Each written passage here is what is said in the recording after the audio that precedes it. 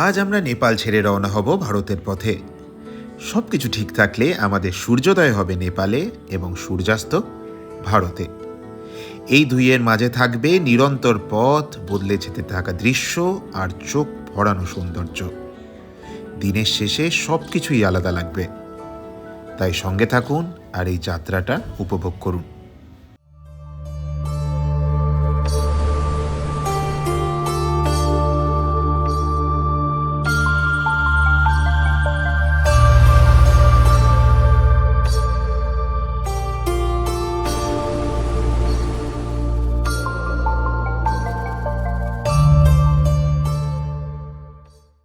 Good morning from Pokhara. আজকে আমাদের পোখরা ছাড়ার দিন, এবং যেহেতু আজকে আমরা পোখরা ছাড়বো, do have any idea Nepal আমাদের কি গিফট দিল? ওয়েট,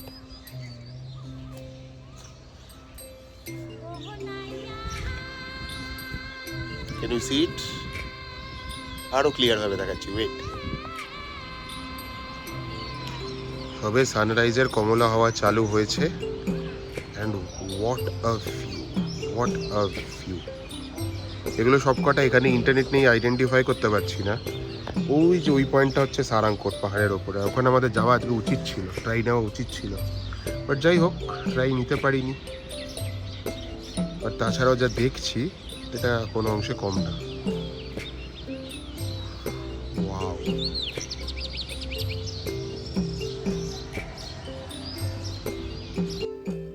ওই যে উনি এসেছেন। এই শীতল হাওয়ায় উষ্ণতার ছোঁয়া নিয়ে অবশেষে উনি হাজির হয়েছেন। পুরো পোখরা শহর দেখা যাচ্ছে। এই যে সবার আগে যেটা দেখতে পাচ্ছি, এটা হচ্ছে লামজুং কৈলাস। তারপরে যেটা দেখতে পাচ্ছি, এটা হচ্ছে অন্নপূর্ণা 2। একদম সামনে যেটা দেখতে পাচ্ছি, এটা মাছাপুছরে, এটাকে বলে ফিশটেল পিক। তারপর যেটা দেখতে পাচ্ছি, সেটা অন্নপূর্ণা সাউথ, এবং ওই যে ছোট্ট উকি মারছে, ওটা হচ্ছে ধৌলাগিরি। আর সামনে ফেওয়ালি। পোখরা শহরটা সত্যিই সুন্দর। আমাদের হোটেলের সামনে থেকেই লেকটা শুরু হয়, কিন্তু এখানে ছোট্ট মানে পাতলা জায়গা, ওখানে একটা ছোট্ট যদিও বিচ আছে। আর ওই যে একদম বাঁদিকে যেটা দেখা যাচ্ছে, সেটা হচ্ছে ওয়ার্ল্ড পিস পাগোডা। ডান দিকে যেটা দেখা যাচ্ছে, সেটা হচ্ছে কুম্বিকোট। অ্যান্ড এই যে ঠিক মাছাপুছরের সামনে যেটা আছে, সেটা হচ্ছে সারাংকোট। ওই যে টপে যেটা দেখা যাচ্ছে, ওটা সারাংকোট। মোটামুটি পোখরার টপ ডেস্টিনেশনগুলোই একটাই ভিডিওয়ে দেখাচ্ছি।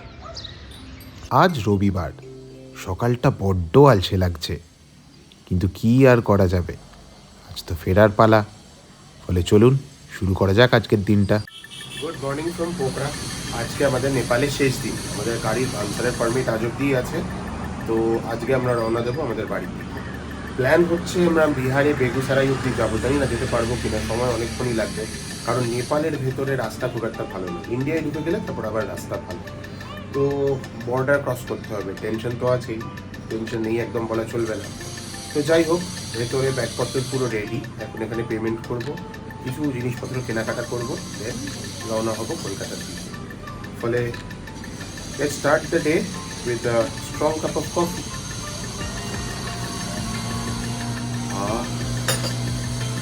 চটকা লাগলো পুরো। ফাইনালি বেরোচ্ছি পোখরা থেকে। এখন জাস্ট ভাবছি গাড়িটা একবার পরিষ্কার করিয়ে নেবো কিনা, কারণ গাড়িটার যা অবস্থা।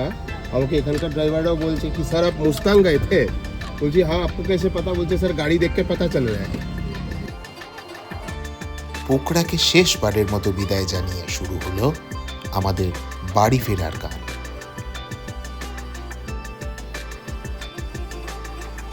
এই শহরটা আমাকে বড্ড আপন করে নিয়েছে। আমি আবার ফিরে আসব, কথা দিলাম। পোখরা থেকে বেগুসারাই 501 কিলোমিটার দেখাচ্ছে, যেতে 11 ঘন্টা 47 মিনিট লাগবে, এটা গুগল বলছে। এটাকে দেখি যদি কমিয়ে আনতে পারি, কিন্তু মাঝখানে তো খেতে টেতে দাঁড়াতেই হবে। তো তাহলে বলছে এখন যদি যে স্পিডে যাচ্ছি, আমরা এখন তো দাঁড়িয়ে আছি, যে স্পিডে যাচ্ছি তাহলে আমাদের পৌঁছতে 10:40, মানে ধরো 11টাই বাজবে। দেখা যাক কী হয়। আজকে যেহেতু সানডে, রাস্তাঘাটে ট্রাফিক প্রেশারও অনেক কম। পোখরাকে এখন আমরা অনেকটাই পেছনে ফেলে এসেছি। যেই রাস্তাগুলো কদিন আগেও অ্যাডভেঞ্চারাস লাগছিল, এখন কিন্তু আর ততটা অ্যাডভেঞ্চারাস লাগছে না। আমার মনে হচ্ছে এই রাস্তাগুলো যেন নীরবে আমাদের আশীর্বাদ করছে। আসলে সামনের পথটা অনেক দূরের, কিন্তু আশ্চর্যভাবে আমার মনে কিন্তু কোনো ভয় কাজ করছে না। কাজ করবেই বা কী করে? আমার ট্রেনিং খোদ হিমালয় নিজে দিয়েছে।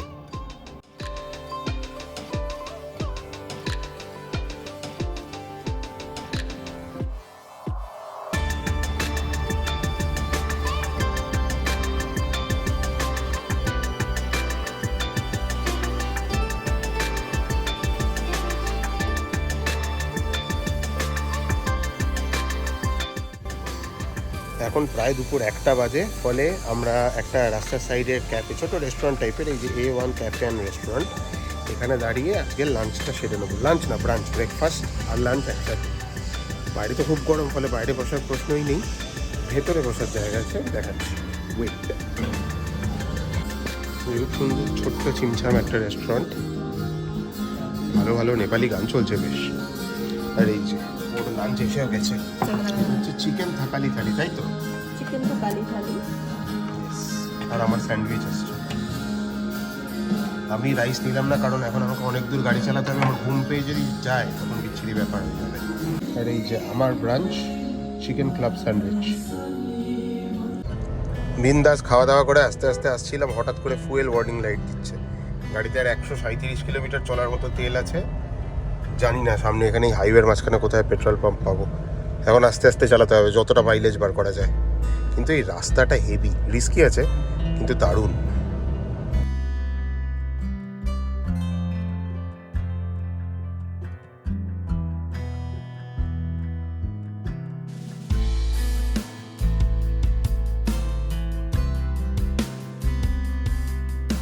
যে এই রাস্তাটা দিয়ে সোজা যায় কাঠমান্ডু, আমরা আগের দিন এটা দিয়েই এসেছিলাম, কিন্তু আমরা এখান থেকে ডান দিক ঘুরে যাব, ডান দিক ঘুরে সোজা ভারতের দিকে বেরিয়ে যাব। চলো, এটা নতুন রাস্তা, এটাই চালাইনি, দেখা যাক কেমন রাস্তাটা। সামনে একটা অ্যাক্সিডেন্ট হয়েছে বাবা।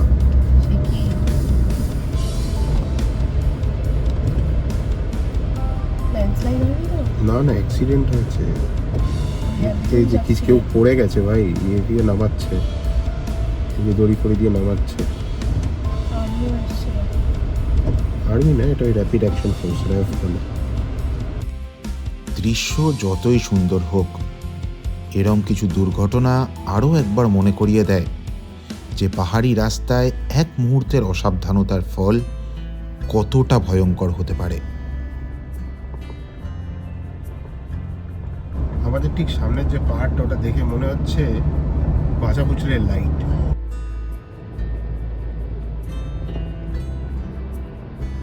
আমরা খুব সম্ভবত পারসা ন্যাশনাল পার্কের ভেতরে ঢুকলাম। পুরো ডুয়ার্স ফিল দিচ্ছে, একদম ডুয়ার্স যেরকম ওরকমই। পাহাড় শেষ হচ্ছে আর আস্তে আস্তে আমরা ফ্ল্যাটল্যান্ডের দিকে যাচ্ছি। পুরো মনে হচ্ছে ডুয়ার্স, মানে আমি যদি কাউকে না বলি লোকে ভাববে হ্যাঁ ডুয়ার্স তো এরকমই, কিন্তু এটা পারসা ন্যাশনাল পার্কের ভেতরে। রাস্তাঘাটও কিন্তু বেশ সুন্দর করা। এই যে কাকার ভিড়টা 472, আমরা বীরগঞ্জ বর্ডার দিয়ে ঢুকেছিলাম। আর কাকার ভিড়টা যেটা লেখা, ওটা শিলিগুড়ি বর্ডার। আচ্ছা, যেখান থেকে 472 কিলোমিটার, হ্যাঁ। ওই ওই রাস্তাটা দিয়ে আমরা প্রথম নেপালে আসার প্ল্যান করেছিলাম যখন। কখন এলাম ওই জায়গাটা দেখিনি। মানে আর কি না, এই সময় ঘুমাচ্ছিলাম না, হালকা অপবাদ দিলে তো মনে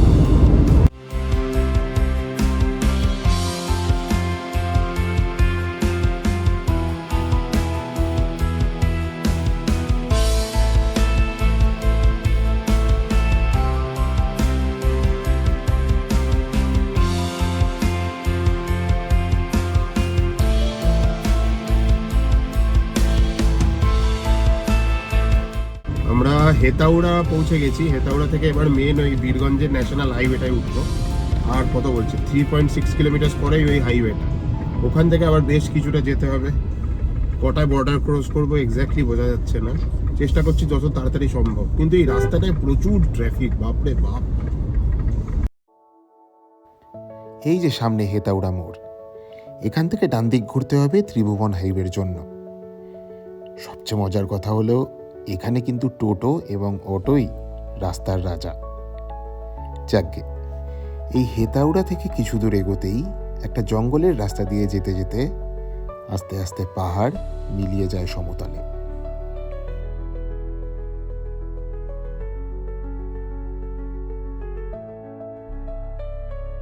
ফাইনালি আমরা পুরোপুরি প্লেনসে এলাম। পারসা ন্যাশনাল পার্ক থেকে বেরিয়ে এবার উঠলাম ত্রিভুবন হাইওয়েতে। এখন পুরো সোজা রাক্সাল বর্ডারের রাস্তা এখান থেকে।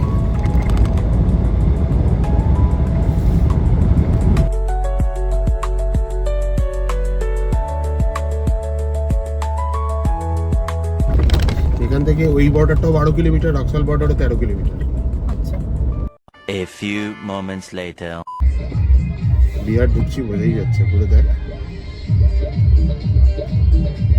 How culture is different. এই ছোট্ট ছোট্ট জিনিসগুলোর মধ্যে দিয়েই আমি আমার রোড ট্রিপ করার অর্থ খুঁজে পাই। যখন কোনো রাস্তা দিয়ে যাই তখন সেই এলাকার কালচারের সম্বন্ধে অনেক কিছুই কিন্তু আমরা অজান্তেই বুঝতে পারি, এবং আমার গর্ব হয় যে আমি ভারতের সন্তান। কারণ যাকে বলে ডাইভার্স কালচার, সেটা ভারত ছাড়া এই পৃথিবীতে অন্য কোথাও নেই। ফুল অন ভোজপুরি গান চলছে। ফাইনালি আমরা আমাদের দেশে ব্যাক করলাম, বর্ডার ক্রস করলাম। রাক্সাল বর্ডার না, এটা তার পাশেই আরেকটা ছোট বর্ডার আছে, সেটা দিয়ে ক্রস করলাম, কোনো অসুবিধা হয়নি। এই বর্ডারটা দিয়ে ঢুকে প্রথম যে গ্রামটা পড়ে সেই গ্রামটার নামই হচ্ছে লালা ছাপড়া। এখানে কিন্তু কোনো অফিসিয়াল বিশাল বড় যে বর্ডার ক্রসিং চেকিং সেরকম কিছু না, ছোট একটা বর্ডার ক্রসিং। নাম এন্ট্রি করলো, ড্রাইভিং লাইসেন্স ইয়ে দেখলো, আরসি চেক করলো, গাড়ির ভেতরে কি আছে একটু উকি মেরে দেখলো, ব্যাস ছেড়ে দিল। তারপর এসএসবি কে জিজ্ঞেস করলাম যে স্যার জি हमारे पास तो कुछ नेपाली रुपया है तो क्या करे उसका। বলছে যে सामने कोई किराना का दुकान है तो उसमें जाके बोलिए नहीं एसएसबी ने बोला है, एसएसबी ने बोला है, दिस इज इम्पोर्टेंट। এসএসবি নে তো প্রথমে কেউ দিচ্ছিল না, যখন বললাম যে এসএসবি নে বলা হয় দিয়ে দিল। And the best part is যে এখানে কারেন্সি রেটটাও আমরা দারুণ পেলাম। মানে সব জায়গায় যেখানে 1.5 1.6 পাচ্ছি, এখানে পেলাম আমরা 1.8। মানে যাই হোক, নেক্সট টাইম যখন নেপাল আসবো এই রাস্তা দিয়েই আসবো। এটা জাস্ট আমার মাথায় ঢুকে গেল, আর কিচ্ছু না।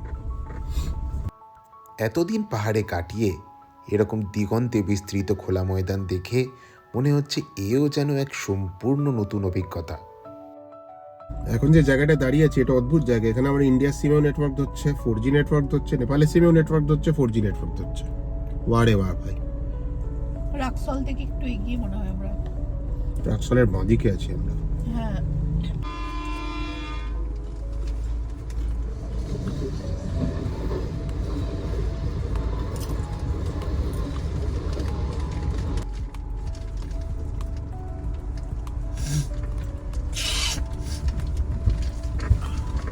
রিমোট না এই গ্রামগুলো।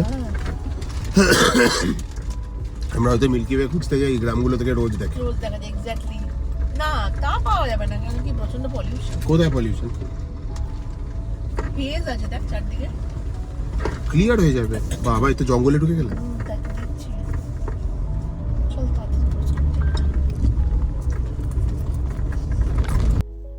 সত্যি নিজের দেশের মাটিতে গাড়ি চালানোর মজাই আলাদা। বিহারের এই অপূর্ব গ্রামের রাস্তাটা দিয়ে যেতে যেতে আমি রিয়েলাইজ করলাম এই মুহূর্তটা আমার জন্য খুব স্পেশাল। কারণ আজকে সকালবেলা সূর্যোদয় দেখেছি নেপাল থেকে, আর সূর্যাস্ত দেখছি ভারত থেকে। হাইওয়েতে যেতে যেতে এই দোকানটায় দাঁড়ালাম। এটার নাম ফ্যামিলি রেস্টুরেন্ট, একটা ছোট্ট ধাবা টাইপের। এখানে চা খাবো, কারণ ওদের কাছে কফি নেই। চেয়েছিলাম কফি, ওরা কফি বানিয়ে দিতে পারবে না, তো চাই দিক। এখানে একটু চা খেয়ে তারপর আজকে ভেবেছিলাম বেগুসরাই বেরিয়ে যাবো, কিন্তু রাস্তার যে অবস্থা আর যা সময় লাগবে, প্লাস নিজেও টায়ার্ড আছি, বেগুসরাই না, আজকে মুজাফফরপুরেই থাকবো। কালকে সকাল সকাল বেরিয়ে ডাইরেক্টলি কলকাতা যাবো।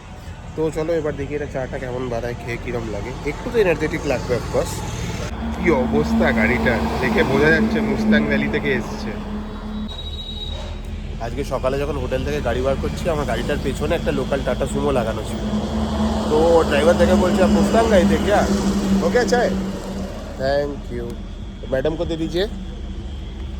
এই যে চায় দিয়েছে, খেয়ে দেখি তো। বাহ, बहुत अच्छा बना है। চাটা ভালো বানিয়েছে। हाँ तो जरा बोलছিলাম देखे बोलছে आपका गाड़ी मुस्तांग गया था, आप गाड़ी लेके मुस्तांग गए थे। बोलছে आपको कैसे पता, अभी चमके गई। बोलছে सर आपका गाड़ी देख के पता चल रहा है कि आप मुस्तांग गए थे। यहाँ पे वो एक ही जगह है जहाँ पे गाड़ी का ये हालत होता है। তো তখন বলেছিল আমাকে গাড়ি পরিষ্কার করে নেওয়ার কথা। আমি ভাবলাম আবার হাইওয়েতে উঠবো, আবার ধুলো রাস্তা পরিষ্কার করে কি হবে, তার থেকে ডাইরেক্টলি গিয়েই পরিষ্কার করাবো, যা হবে হোক। কিন্তু just look at the condition of this কার।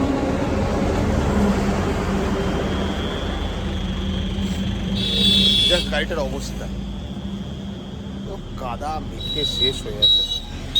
চা খেয়ে আবার জার্নি শুরু করলাম আমাদের হোটেলের দিকে।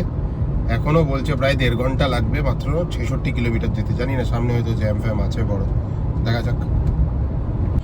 7 দিন পর প্রথম টোল প্লাজা অ্যাপ্রোচ করছি। 7 দিন ধরে কোনো টোল দিইনি না ভাই, এখানে এসে আবার গাদা গুচ্ছের টাকা দিতে হবে। যা কিছু করার নেই, ভালো রাস্তা সরকার বানিয়ে দিয়েছে। অবশেষে মুজাফফরপুর পৌঁছলাম।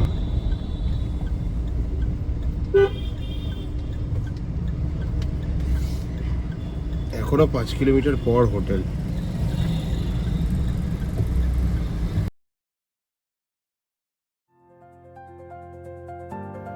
টানা 11 ঘন্টা গাড়ি চালিয়ে আমরা অবশেষে পৌঁছালাম আমাদের আজকের আস্তানায়, JJK Rukmini Vilas hotels and banquets. পার্কিংটা ভালো আছে। হ্যাঁ ওটাই তো, ওই যে ওদিকে রয়েছে। গাড়ি পার্কিংয়ে ঢুকিয়ে দিয়েছি।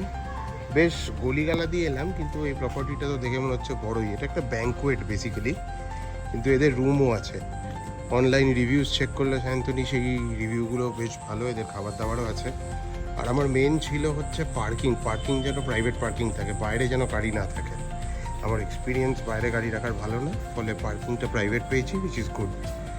বাহ, প্রপার্টিটাও তো বেশ ভালো দেখছি, ঝলমলে। The property is झलमले। कहाँ पे है रिसेप्शन? ওই তো রিসেপশন। চলো, আমাদের আজকের মুজফ্ফরপুরের হোটেল। বেশ রুমটা ওকে, খুব সুন্দর, ওয়েল ডেকোরেটেড। সামনে ব্যালকনি আছে, টিভি আছে, এসি তো চলছেই। বিশাল বড় একটা কাভার্ড, এন্ড তাতে ফুল আলমারি লাগানো। এটা অনেক হোটেলেই থাকে না, এটা থটফুল, এটা ভালো জিনিস, দরকারি জিনিস। এখানেও আরেকটা আয়না, plus the bathroom is also huge. বাহ, খুব ভালো বাথরুমটা, good. So all in all মনে হচ্ছে হোটেলটা ভালোই, দেখা যাক। আশা করছি এই পর্বটা আপনাদের সবার ভালো লেগেছে। দেখা হবে আগামী পর্বে কলকাতার পথে। আপনারা ভালো থাকবেন, সুস্থ থাকবেন।